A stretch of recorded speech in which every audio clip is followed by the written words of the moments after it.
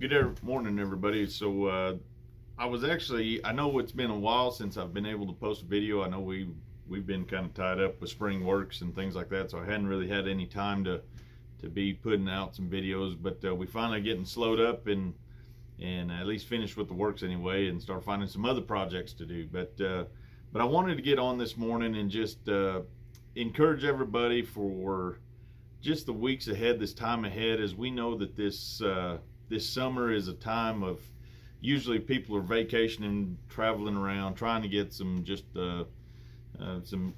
people usually plan out some stuff for this time of year, but it's something that I wanted to just kind of share with everybody on a little bit of scripture that we've been talking about at Clonch, and it's the story of Ruth. And Ruth is a very good story, as far as if you read it. It's of course it's a good read as far as if you want to watch a Hallmark movie or something like that. But I want to talk about it in a way that it's a foreshadowing of what is to come. Just how Ruth is a Gentile, Naomi, her mother-in-law, is the Israelites. But if you read it in that text of look at the definitions of the names of the people. And so to start out with in the book of Ruth, you have Elimelech, which his name means God is king. And then you have their two sons. You got Mahlon and Chilion, which means song and satisfaction. And you got Naomi, means pleasantness. Ruth means friendship.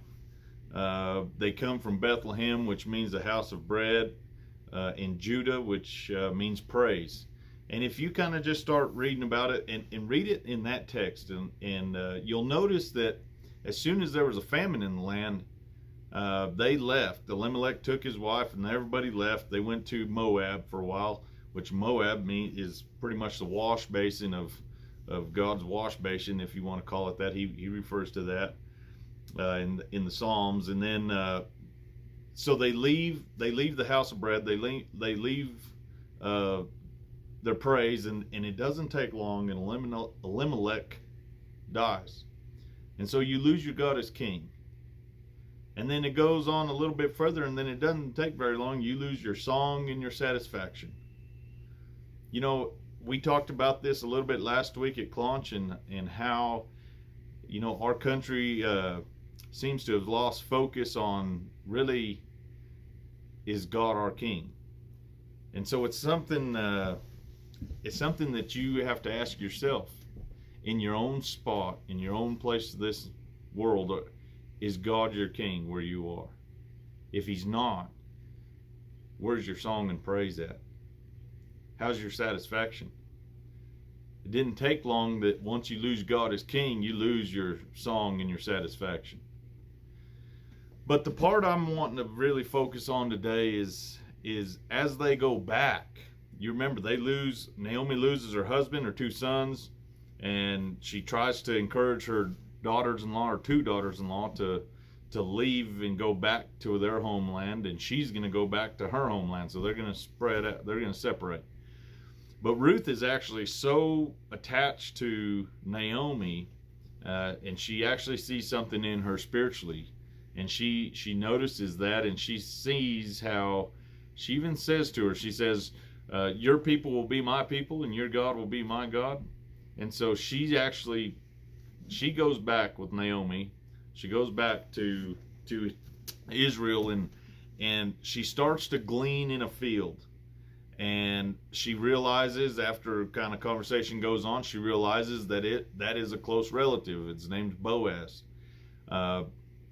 And if you start to kind of read about that in the chapter 2 of Ruth, but there's one part here, verse 19, chapter 2, that I want to emphasize here a little bit. And it says, her mother-in-law asked her, "Where did you glean today? Where did you work? Blessed be the man who took notice of you." And Naomi is asking Ruth, "Where did you glean today?" And Ruth tells her that, she says, "Well, I gleaned in a guy's field named Boaz." And she says, "Oh, well, good. That's he's actually a close relative. He's actually our kinsman redeemer. And she says, stay with them. And story kind of goes on how Boaz encourages Ruth to kind of stay in her field, only his fields, and glean. And gleaning is a word that means to gather bit by bit. Gather bit by bit. And so I would ask you, where did you glean today? Where have you been gleaning for the last couple of months?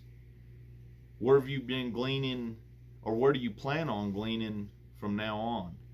Where do you plan on gathering bit by bit the things you need to survive?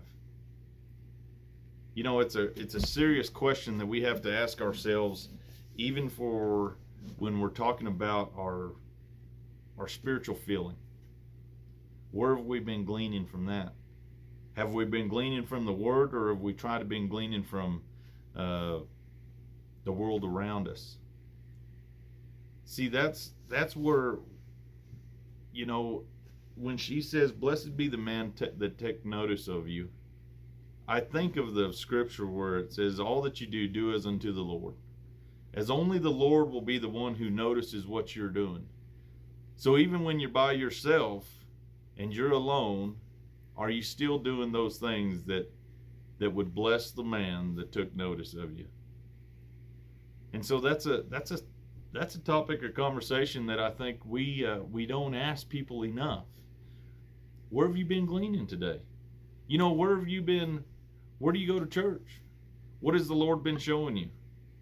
What has God been revealing in your life that needs change, or needs improved, or needs praised? I mean, there's a lot of stuff that I think we think that the Lord's always correcting us, and He's always trying to make us. He is always trying to make us better, but maybe there's some of those days that God's just saying, I'm proud of you for what you're doing.